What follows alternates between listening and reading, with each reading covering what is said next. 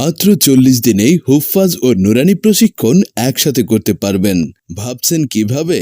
তাহলে শুনুন। প্রতিদিন ফজরের পর থেকে সকাল 9টা পর্যন্ত হুফফাজ কারি সাহেবের মাধ্যমে সিফাত সহ মাকামাতের ভিত্তিতে হুফফাজ প্রশিক্ষণ করানো হবে।